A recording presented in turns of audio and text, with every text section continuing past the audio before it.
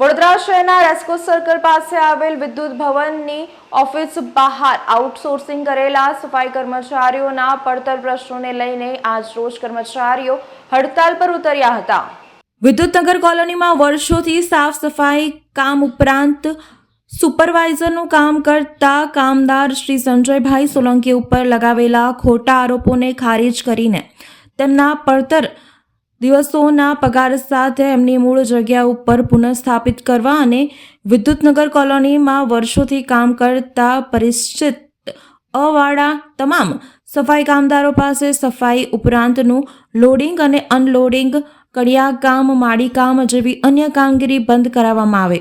કામદારને વર્ષ 2021-22, વર્ષ 2022-23 અને વર્ષ 2023-24 એમ કુલ 3 વર્ષ દરમિયાન સરકારશ્રી દ્વારા નક્કી કરાયેલા મુજબ 3.33 બોનસ ચૂકવણી કરવી જોઈએ, પરંતુ કામદારોને 3.33% મુજબ ચૂકવણી કરેલ નથી,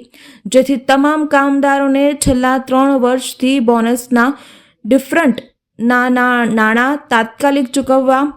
વર્ષ 2021-22, વર્ષ 2022-23 અને વર્ષ 2023-24 દરમિયાન ગુજરાત સરકાર દ્વારા જાહેર કરવામાં આવેલ ફરજિયાત રજાના દિવસોનો પગાર કામદારને ચૂકવવો જોઈએ, પરંતુ તે ચૂકવણી કરેલ નથી, તેમજ તે દિવસે કામદારોને કામ ઉપર બોલાવવાની ફક્ત એક સિંગલ વેતન આપે છે। આમ વર્ષ 2021થી વર્ષ 2024 સુધી કુલ 33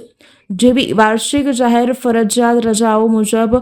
69 જાહેર રજાના દિવસોનો પગાર વત્તા ઓવરટાઈમનો પગાર ચૂકવવાનો બાકી છે, જે તાત્કાલિક ધોરણે ચૂકવી આપવા વિનંતી કરાઈ છે। તમામ કામદારોને જુલાઈ 2021થી ડિસેમ્બર 2024 સુધી માહિતીમાં જે 4 અઠવાડિયા રજા મળવી જોઈએ અને રજા આપવામાં આવતી નથી, તદુપરાંત સરકારના ધારાધોરણ મુજબ બોનસ પણ આપવામાં આવતું નથી વગેરે સહિતની કેટલીક પડતર માંગણીઓને લઈને આજે કર્મચારીઓ MGVCLની વડી કચેરી ખાતે કર્મચારીઓને પોસ્ટર અને બેનરો સાથે વિરોધ નોંધાવ્યો હતો। આજ રોજ વડોદરા સ્થિત મધ્ય ગુજરાત વીજ કંપની લિમિટેડમાં અકોટા વિદ્યુતનગર કોલોનીમાં કામ કરતા સફાઈ કામદારોની વ્યાજબી માંગણી અને પડતર માંગણીઓને લઈને હડતાલ પર ઉતર્યા છે। હડતાલના મુખ્ય માંગણીમાં અમારી આ કંપનીના જે ફાઇનાન્સ ડાયરેક્ટર છે એમના ધર્મપત્ની રમા જહાંગીર દ્વારા આ કર્મચારીઓને ઘેટા બકરા સમજીને એમની સાથે જાતિગત ભેદભાવ રાખવામાં આવે છે। મન ફાવે ત્યારે કર્મચારીને ખોટી રીતે છૂટા કરી દેવામાં આવે છે। ઉપરાંત કામ કર્યા સિવાય સફાઈ કામ ઉપરાંત એમને અનલોડિંગ લોડિંગનું કામ પણ એમને કરવામાં આવે છે। જો ના કરે તો બીજા દિવસે કાઢી નાખવાની જે ધમકીઓ આપવામાં આવે છે, એ પ્રકારનું માનસિક ત્રાસ આ મેડમ દ્વારા આપવામાં આવે છે। આ બાબતે અમે સત્તાધિકારી મેનેજિંગ ડિરેક્ટર સાહેબને પ્રેમપૂર્વક રજૂઆત કરી હતી કે ભાઈ સફાઈ કામદારોનું આ પ્રકારનું જે એક્સપ્લોઇટેશન થઈ રહ્યું છે એની પર રોક લગાવવામાં આવે અને જે 2 કર્મચારીને ગેરકાયદેસર રીતે છૂટા કરવામાં આવ્યા છે કોઈ પણ પ્રકારની નોટિસ આપ્યા વગર ને પણ ફક્ત